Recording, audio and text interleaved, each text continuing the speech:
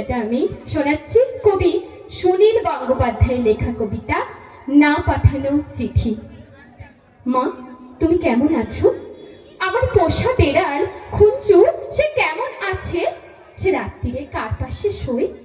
দুপুরে যেন আলী সাহেবদের বাগানে না যায়। মা, ঝিঙে মাচায় ফুল এসেছে, তুলিকে আমার ডোরে শাড়িটা পরতে বলো, আঁচলের ফেসুটা যেন সেলাই করে দেয়। তুলিকে কত মেরেছি, আর কোনোদিন মারবো না। আমি ভালো আছি, আমার জন্য চিন্তা করো না। মা, তোমাদের ঘরের চালে নতুন খড় দিয়েছো? এবারে বৃষ্টি হয়েছে খুব। তরফদার বাবুদের পুকুরটাকে ভেসে গেছে, কালো ভুলুরা মাছ পেয়েছে কিছু। একবারে মেঘের ডাক শুনে কই মাছ উঠে এসেছিল ডাঙায়।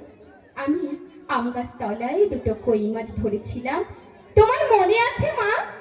মনে আছে আলী সাহেবদের বাগানের সেই নারকল চুরি করে আনিনি, মাটিতে পড়েছিল, কেউ দেখেনি। নারকল বড়ার সে স্বাদ এখনো মুখে লেগে আছে। আলী সাহেবের ভাই মিজান আমাকে খুব আদর করত। বাবা একদিন দেখতে পেয়ে চিরা কাঠ দিয়ে পিটিয়েছিল আমাকে। আমার কি দোষ?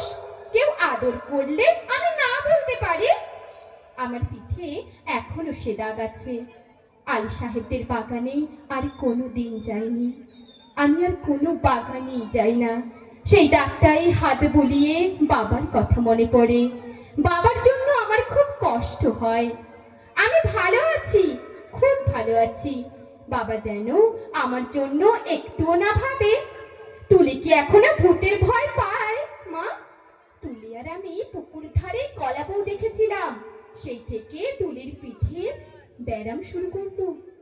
দাদা সেই কলা গাছটা কেটে ফেললো, আমি কিন্তু ভয় পাইনি, তুলিকে কত খেপিয়েছি। আমার আবার মাঝরাত্রে সেই কলা বউ দেখতে ইচ্ছে করে। হ্যাঁ, ভালো কথা। দাদা কোনো কাজ পেয়েছে?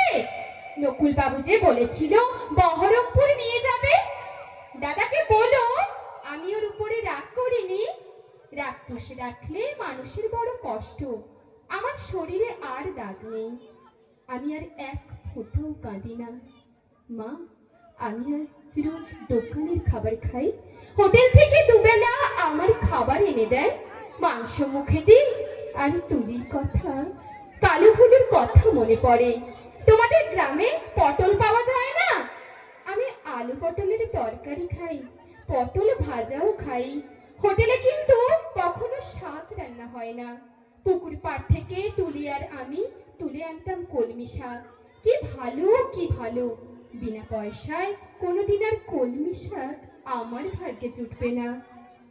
জোর হাওয়া দিলে তাল গাছের পাতা সরসর করে, ঠিক বৃষ্টির মতো শব্দ হয়। এই ভাদ্র মাসে তাল পাকে, টিপ টিপ করে তাল পড়ে। বাড়ির তাল গাছ দুটো আছে তো, কালো তালের বড়া বড় ভালোবাসে।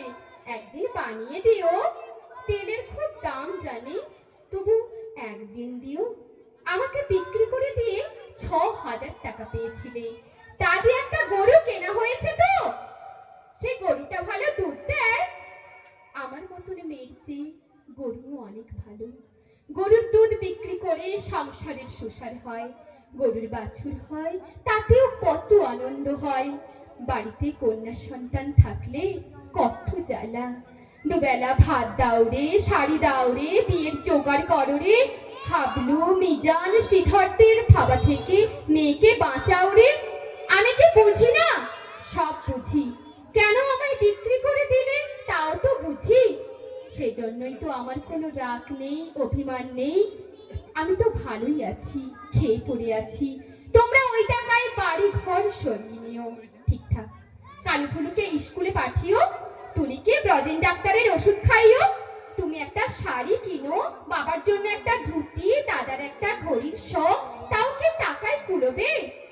আমি কিছু টাকা জমিয়েছি, সোনার দুল গড়িয়েছি। একদিন কি হলো জানো মা? আকাশে খুব মেঘ জমেছিল।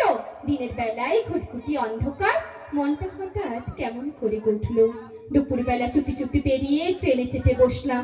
স্টেশনে নেমে দেখি একটা মাত্র সাইকেল রিক্সা। খুব ইচ্ছে হলো একবার বাড়িটা দেখে আসি। রথতলার মোড়ে আসতেই কারা যেন চেঁচিয়ে উঠলো, কে যায়, কে যায়। তখন শ্রীধরদের সঙ্গে তাস খেলছেন দাদা। আমাকে বলল, হারামজাদে, কেন ফিরে এসেছিস? আমি ভয় পেয়ে বললাম, ফিরে আসিনি গো, থাকতেও আসিনি, একবার শুধু দেখতে এসেছি। হাবলু বলল, এটা একটা বেবুসে মাগি। কি করে জানলে বলো তো? তাও কি আমার গায়ে লেখা আছে? আর একটা ছেলে চিনি না বলল, ছি ছি ছি, গায়ের বদনাম। হাবলু রিক্সাওয়ালাকে চোখ রাঙিয়ে বলল, ফিরে যা। আমি বললাম, দাদা, আমি মায়ের জন্য কটা টাকা এনেছি আর তুলির জন্য। দাদা টেনে একটা চড় কষালো আমার গালে। আমাকে বিক্রির টাকা, হকের টাকা আর আমার রোজগারের টাকা, নোংরা টাকা, দাদার সেই পাপের ছোঁয়া ছিনিয়ে নিল শ্রীধর। আমাকে ওরা দূর দূর করে তাড়িয়ে দিল। আমি তবু দাদার উপরে রাগ করিনি। দাদা তো ঠিকই করেছে। আমি তো আর দাদার বোন নই, তোমার মেয়ে নই, তুলির দিদি নই। না না না, এ কি অলক্ষণে কথা বলছি আমি। তুলি বেঁচে থাকুক আর সবাই বেঁচে থাকুক, তুলির বিয়ে যদি না হয় হোক। হে ভগবান, গরিবের বাড়ির মেয়ে কি বিয়ে না হলে বাঁচতে পারে না? বিয়ে না হলেই তাকে গ্রামের সবাই ঠোকরাবে। দুপায়ে জোর হলে তুলি কোথাও চলে যাক, মাঠ পেরিয়ে, চালা পেরিয়ে, জঙ্গল পেরিয়ে, আরো দূরে, আরো দূরে, যেদিকে দু চোখ যায়। এমন জায়গা নিশ্চয়ই কোথাও আছে, কোথাও না কোথাও আছে, যেখানে মানুষরা সবাই মানুষের মতো আঁচড়ে দেয় না, কামড়ে দেয় না, গায়ে ছাঁকা দেয় না, লাথি মারে না, যেখানে একটা মেয়ে শুধু মেয়ে নয়, মানুষের মতো বাঁচতে পারে। মা, তুমি আমার মা। আমি হারিয়ে গেছি। তুলিকে তুমি, তুলি যেন আমার মতন না হয়, সেই কাকুর উদ্দেশ্যে আমার ছোট্ট প্রচেষ্টা, ক্ষুদ্র প্রচেষ্টা করলাম।